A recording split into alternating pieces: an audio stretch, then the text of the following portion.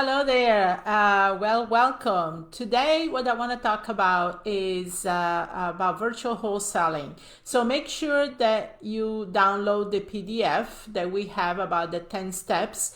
I'm not going to list all the 10 steps right here on the video because I think you're going to get much more value if you can download the PDF. But I want to highlight some of the things that I think you should be very well aware of on how to do wholesaling virtual and what the difference is between doing a virtual and doing a local. You know, what things or mindsets you need to do in order to be successful. Number one, when you want to do virtual wholesaling, you have to really see this as something that you can take the same approach as you do locally, because you're not buying property here. You're buying contracts. You're actually putting property under contract and you're selling the contract. So once you come to this realization that you're really not buying a property, you're buying a contract and sell it, then you can write 10 contracts a day, right? You're just selling paper. So that's the biggest mind shift you have to make here. So you're not moving into the property. You're not buying the property as a rental. You're not going to fix the property. You are literally buying paper or securing paper and selling paper. So once you do this, why don't you do a virtual? You don't have to physically go into the property. You don't have to do the repairs. That would be the buyer's due diligence, right? So this is a little bit of my mind shift that you have to make for number one. So with that said, there is also another thing I wanted to consider now is the culture of what is going on in the real estate. What do I mean by that?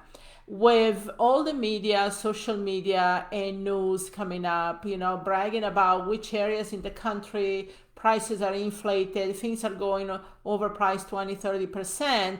Well, that is also building a culture around it where homeowners in those areas expect the property to be worth more than anybody else, right? So if everybody's saying that Tampa is over 30% appreciation right now compared to the rest of the country, when you approach people in Tampa, these homeowners, unless they lived under a rock, they know that, oh yeah, my property is worth so much more than anybody else's, so it's going to be harder for you to negotiate in those deals.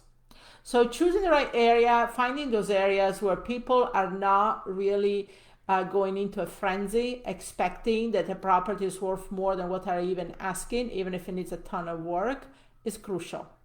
Okay, so choosing the right area is the first thing. And honestly, if you get anything out of all of this, that's your foundation right there. You get that wrong, the whole rest of the business is not going to really develop well. So choosing the right area, so that is one of the 10 steps that I go into.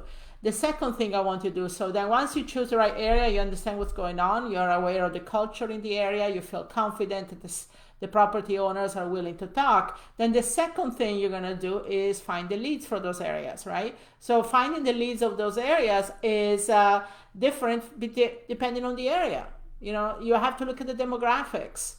And doing the demographics in areas, for example, like South Florida, where you have a lot of snowbirds or elderly coming in, is going to be different than an area like near New York or in the Midwest, right? So the demographics. So some of the list that you can get is obviously like probate property if it's an elderly population, evictions if it's a lot of landlords in the area.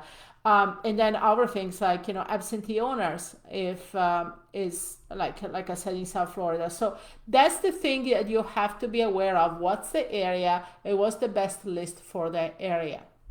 Then beyond that, so once you have a list, then the next thing is how to run comps, analyze deals. So now there are amazing tools online nowadays where you can do this. Okay, so you don't have to be an agent or have access to the MLS to do that. So we use different tools here online to do that. But that's the next thing you need to do, run comps, and then put things under contract. Put things under contract. Okay, get in a habit. A contract for you is basically a commitment to the owner that you're speaking to that you're interested in their property. Look at it that way. You have a conversation on the phone and then end the conversation saying to him, by the way, what's your email so I can send you a contract? First of all, they're going to be shocked, right? In a good way. But the second thing is that you are telling them, I am serious, I want your property, right?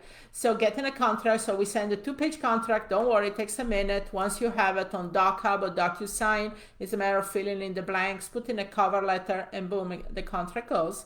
So by sending the contract, get in the habit of writing 1 contract, 2 contracts a day, 10 contracts a week. It's just that you are securing, obviously with the right clauses, so you can back out to the deal if you don't want to go through with it. So that's all stuff that you can do virtually, right? You can start seeing this, how it's going to work. And then once you get the property under contract, then you sell the property. Again, we have a 10 steps process on how to sell property, and it's all done virtually. And now your question would be, okay, but what about the buyer? What about the buyer that has to go into the property? What if I'm not there to estimate the cost of repairs? Well, first of all, to estimate cost of repair, you get that from the owner, the property owner, right? So that's the number one. The second thing is you don't have to be there. Especially, this is one of the silver linings of what has happened in the last couple of years. People don't really want to meet you in person if they can help it, right? People are afraid. So with that said, you can say, hey, if a property is vacant, can we put a lockbox there? Or can we get the tenants to cooperate? Maybe you're giving a couple $100 at closing because they let people in, right? I like to deal mainly with properties where the owner don't live in the property, by the way, because then it's easier for us to transition in and out instead of having the owner there. But, or you can contact a local real estate agent and say, look, I'm going to send some buyers there to look at the property. Can you meet them there? And I'll pay you $1,000 at closing. So those are different strategies that we use. So you don't have to be there in person. So you market the property and you start getting these buyers, qualify these buyers. We send them a ton of pictures and videos first of the property, which, by the way, the owner took the video or pictures, or you can have a service like We Go Look that can do that. And then we pre-sell everything via pictures and videos. And so we want the buyer also to put a contract on the property because we want to be serious before we even set anything up for him to see the property, right? So we screen the buyers because some of these buyers could be wholesalers. Some of these buyers are not really serious about it, So you want to get the contract, you want to get the escrow deposit, and you want to sell. Now, keep in mind, you are, in their eyes, you're the seller, right? In this market right now, especially, you have the upper end, right? People need property, buyers need property. So you're doing a favor to them. No, they're not doing a favor to you, okay? So energetically, think of it that way. I'm doing a favor to them to be here and offer this property. So once you show the property, then you go ahead and, you get a contract from them, you get the deposit, you show the property after you get the contract, okay? And then after that, you proceed to closing. So now there are different ways to do this, depending if you do an assignment or a double closing. But that's why I want you to really see all the 10 steps through the PDF that we offer you here in the group, because then you're going to see how that is actually going to pan out. Okay. But one of the things I want to say also is that energetically, you have to be there.